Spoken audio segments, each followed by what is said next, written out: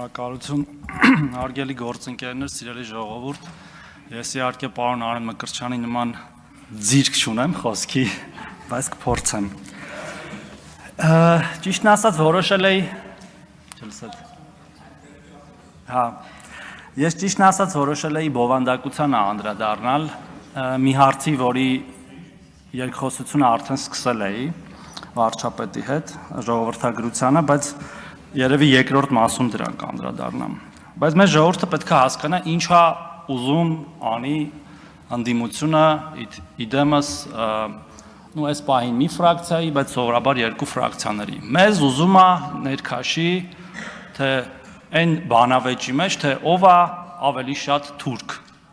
Մեզ մեղադրեն թուրք լինելու մեջ, որ մենք իրանց մեղադրենք թուրք լինելու մեջ, որ իրանք ավելի ուժեղ թուրք են, քան մենք։ Ու շատ դժվար է իրականում դիմանալ այդ գայթակղությանը եւ չմտնել այդ բանավեճի մեջ, բայց մենք պետք է քաղաքական հասունություն դրսևորենք եւ չմտնենք։ Չպետք է մտնել այդ բանավեճի մեջ, հարգելի գործընկերներ եւ սիրելի ժողովուրդ։ Չի կարելի մտնել այդ բանավեճի մեջ, որտեւ այդ բանավեճն է, որ մեզ կործանել է միշտ։ Բայց ինչ է անում նաեւ ընդդիմությունը դրան զուգահեռ։ Ուզում է, որ մենք ինչպես 80-ականների վերջին, 90-ականների սկզբին հրապարակված բազմաթիվ պաշտոնական հաղորդագրություններով չունենանք անկախություն։ Մենք չլինենք անկախ, կամ լինենք հնարավորինս կախված։ Այս պահին իրանց կողմից նշված պետությունից, հետո միգուցե այլ պետություններից, ցանկեր անշում տիկին Քրիստինե Վարդանյանը ստեղ չի, երևի պետք է համալրել այդ ցանկերը ռուսի շպիոնների, որտեղ ոնց որ ամբողջական չէր։ Իրանք նաև չեն ուզում, որ մենք ունենանք սահման, պետականության ամենակարևոր ատրիբուտներից մեկը, ու ասում է, որ մենք ենք վարչությունում որոշե Հայաստանի Հանրապետության սահմանը, չէ, տիկին Վարդանյան։ Մենք չենք որոշել ու չենք էլ ուզում որոշենք։ Հայաստանի Հանրապետության պետական սահմանը որոշվել է Հայաստանի Հանրապետությունը անկախանալիս, որին դուք դեմ եք եղել ու մինչև հիմա դեմ եք։ Հայաստանության սահմանը Հայաստանի սովետական սոցիալիստական հանրապետության սահմանն է վարչական, վերջակետ, այդ է Հայաստանի հանրապետության սահմանը, ուզեք, չուզեք, և մենք այո գնալու ենք, սահմանազատելու ենք այդ սահմանը մինչև վերջ, ոնց որ սկսել ենք, ինչպես իմ գործընկերները նշեցին, դա ամենալուրջ ձեռքբերումն ա եղել 2024 թվականի, և եթե դուք գնաք սովորական մեր քաղաքացիներին հարցնեք, սահմանազատման մասին, ինչպես ես ինքս հարյուրների հարցրել եմ, ստացել եմ շատ ճիշտ պատասխան, ասել է ոնց, բա մենք սահման չունենանք, բա մենք չունենանք սահման, ժողովուրդ ջան, չունենանք սահման, երևի չէ, դուք չեք ուզում, որ մենք ունենանք սահման, որ հեշտ լինի հետո այդ տարբեր պետությունների տակ մեզ պարկացնելը։ Ասում են բան, Արևմտյան Հայաստան, Սյունիք ենք կորցնելու, հա, որ դնենք մի հատ սովորական խրոնոմետրաժ անենք, ենթադրում եմ տես կազմակերպություններ կան, չափենք, թե ով է ավելի շատ Ալիևի հայտարարությունները Հայաստանում մեջ բերել, կամ ԱԳՆ-ի, Ադրբեջանի պաշտոնական, կամ ինչ-որ ներկայացուցիչների, ես վստահ եմ, տասնապատիկ անգամ տարբերությամբ հաղթելու է Հայաստան դաշինքը և մեր ընդդիմությունը, և ով է հետևաբար տարածում Ալիևի նարատիվները Հայաստանում, ով է ուզում, որ Ալիևի ասածները տեղի ունենան Հայաստանում, ով է ուզում, որ Հայաստանում լինի միջանցք արտատարածքային, ով, պարզ այդ հարցի պատասխան, ով է ուզում, որ Սյունիքը կորի, ով որ խոսում է Սյունիքի կորուստի մասին, ով է ուզում, որ լինի Արևմտյան Ադրբեջան, ով որ խոսում է Արևմտյան Ադրբեջանի մասին,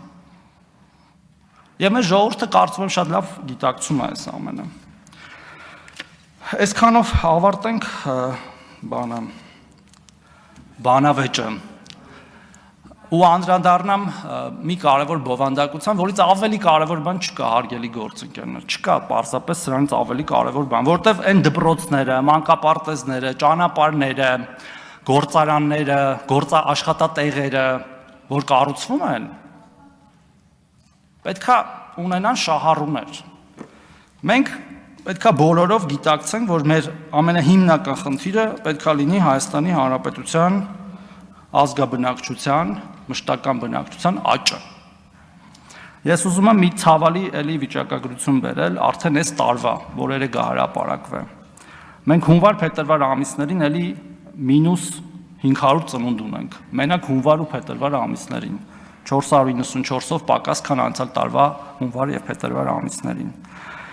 23-ից 24 էլ 492-ով էր պակաս եղել, այսինքն մինուս 9%, մենք պետք է հասկանանք, որ սրանով պետք է լուրջ զբաղվել, և ես կարծում եմ, որ այն ջանքերը, որ մինչև հիմա մենք գործադրել ենք, բավարար չեն, թեև խոսել ենք դրա մասին, որ ինչ-որ դրական տենդենսներ կան, բայց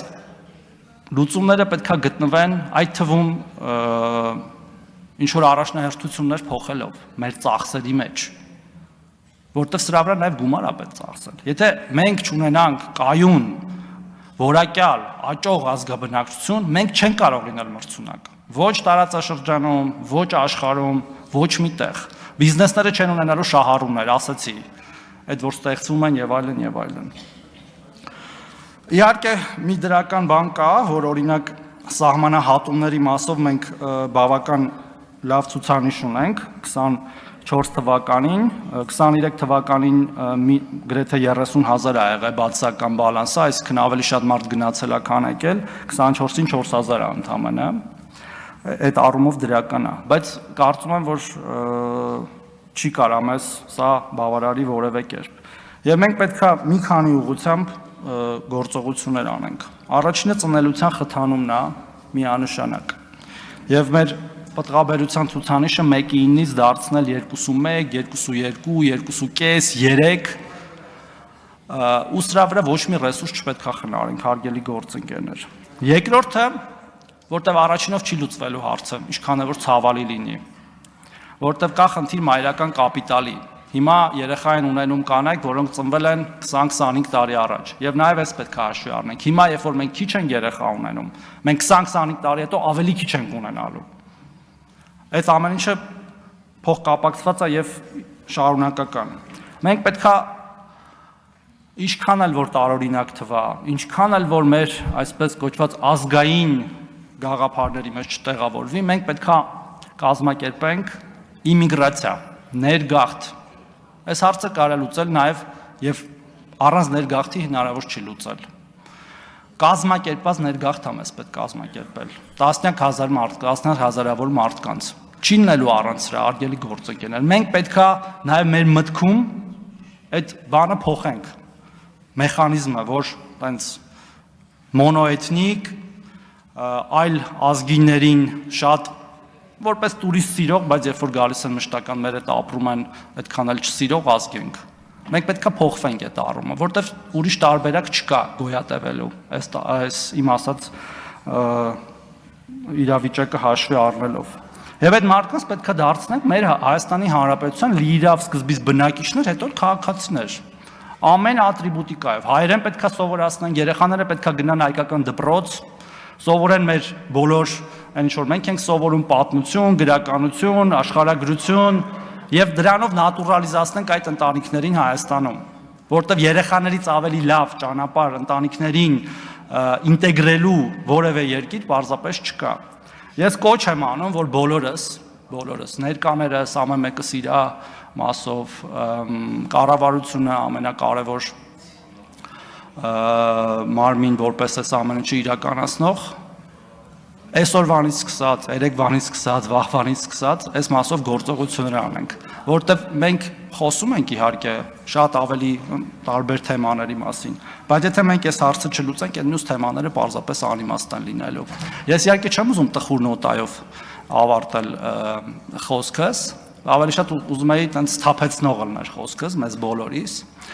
անկախ քաղաքական իդեպ դաշտից, թե որ դաշտից ենք։ Եվ այնպիսի քայլեր անենք բոլորս միասին, որ իրոք այս իրավիճակը փոխենք։ Շնորհակալություն։